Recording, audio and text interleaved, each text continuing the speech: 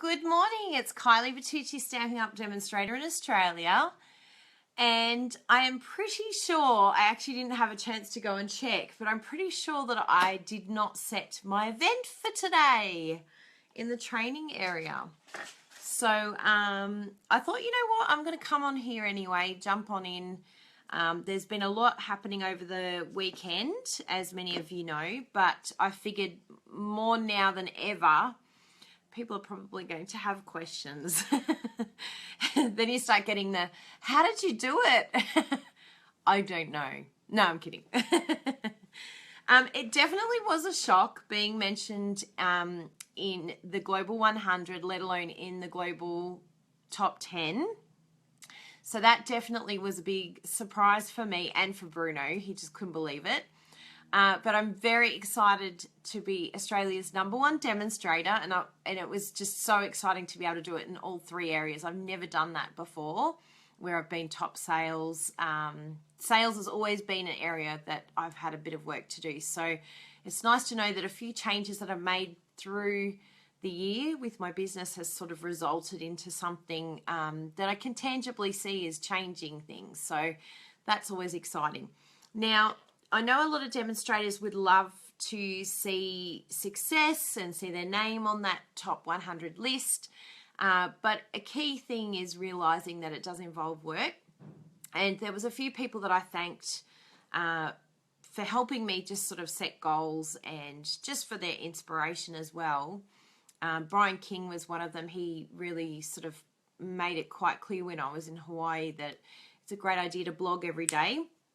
But he made a really good point, and I thought it was something that I'd love to share with all of you as well, that you can have the best dietitian, you can have your own personal trainer, but it's your butt that has to get off the couch and move.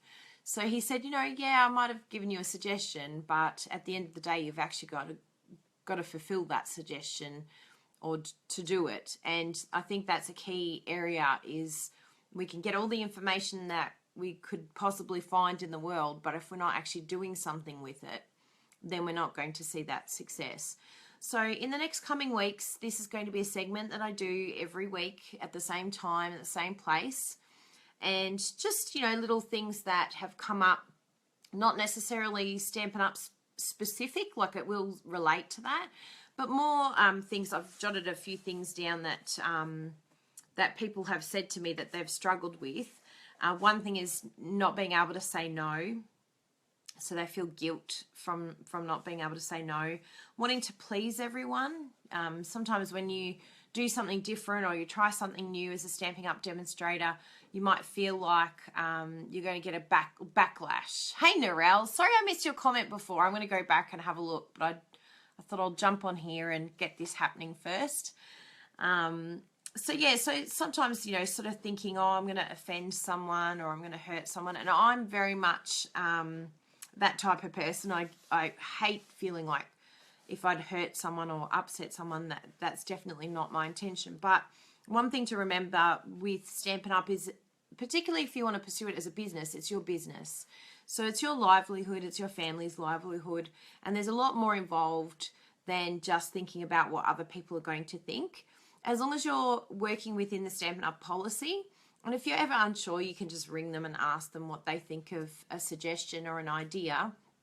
But as long as you're working within that policy and they have no issues with it, then if someone else has an issue, you know, there's not much you can do about that, sadly. You know, it'd be nice if everyone could be kumbaya and best friends, but sometimes it doesn't work that way. And it's taken me a little while to learn that, and to be respectful to others as well, and the way that they run their businesses, because we all run it differently.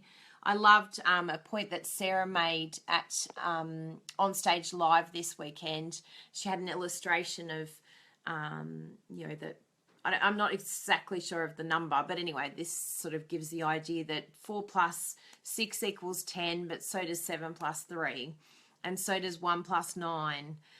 So it's really good to know that all of us are going to run our businesses differently, but they all actually get us to the same thing, that we want to run a business, but we just do it different ways. So I really appreciated her opening talk, and it was all about that they're there's more strength in being together than there is pulling one another apart.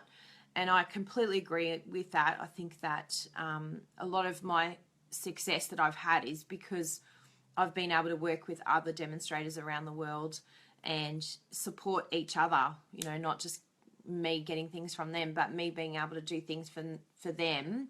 And it's amazing how it's come back, and I've learnt things along the way that I didn't actually expect would come my way.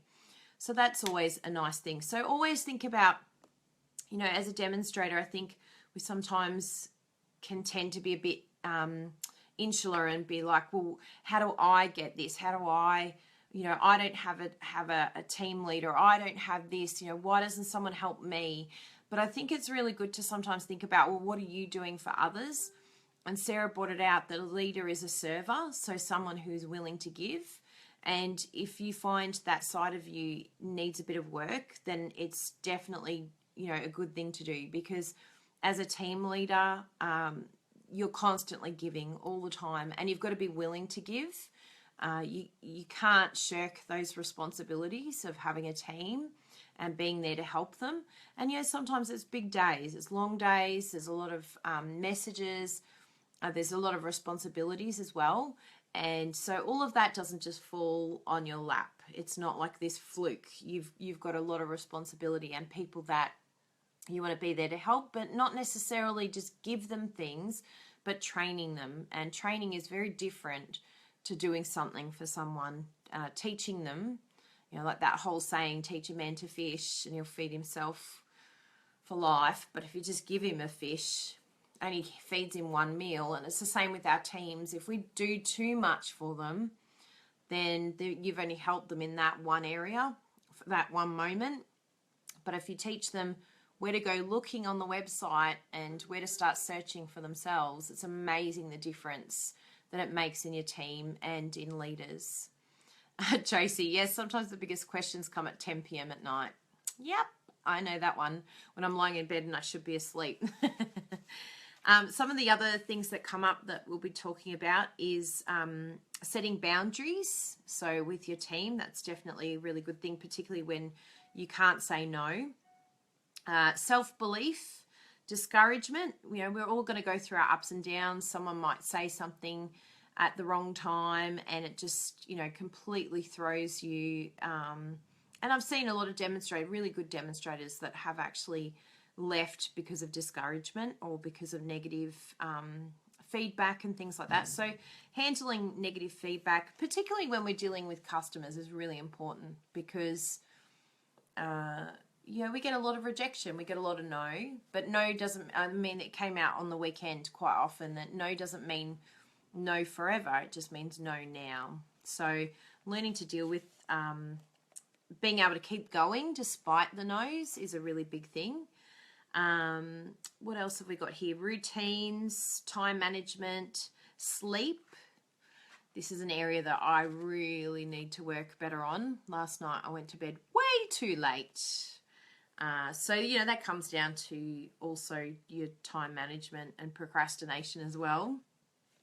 And also crucial conversations. So there's a few books that I've got there that I think will be really nice, that have been really big things for me in developing my leadership skills, being able to learn how to get the most from my team and help them see their potential, I think is a really big thing, a big area.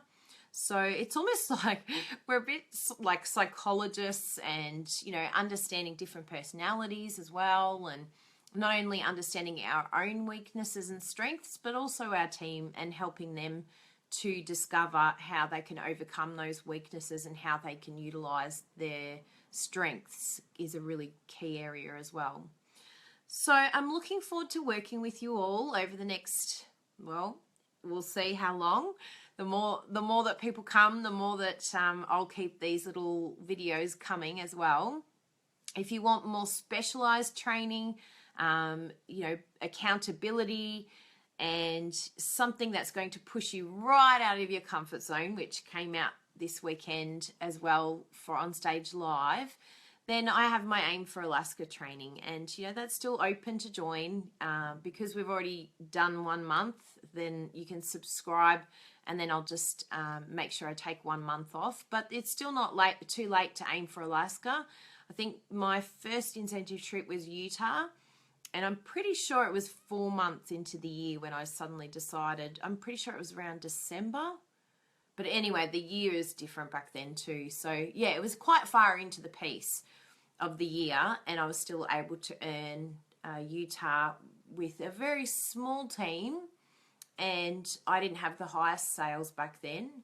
So yes, you can do it. It's just, starting to track from now on. But the longer that you leave it, the more challenging it's going to get to track those numbers. And the best thing with the flex point system is, even if you don't get to Alaska, then you've worked out how to milk the system to the best of your ability, and it sets you up for the next trip. And the next trip's just going to be another amazing trip. So, the more that you keep putting off the idea of saying, you know what, I'm going to go for it, the less chance you have of getting the next one. However, if you learn all the techniques and you see where your business needs to change and where you need to change what you're doing, then you'll see a big difference in the years to come. You may not get this one, but it will definitely set you up. So I'd love you to join in, Josie. That'd be awesome. We're having a really, really good time. I'm pushing everyone, so be prepared, put your helmet on, ready. But at the same time, I just say, look, it's up to you if you do it. But it's amazing how, when you've got that little bit of accountability, like that personal trainer that pushes you and says, no, you can do this. No excuses, just do it. Go do it. And it's amazing what you can actually accomplish when you get rid of all those mental thoughts that are telling you can't. When you've got a group around you that's your biggest cheerleaders and supporters and saying that you can, it's really exciting. And I honestly think that we're going to get quite a number of people that come out of the Aim for Alaska group that are going to get Alaska, which is going to be so exciting to, go to Alaska with all of them. So you have a great personal trainer too. That's good. So you know what it's like with the personal trainer, Josie. It's great to have someone to push you out of out of your sort of zone where you think you're comfortable. And that's when you see the best results.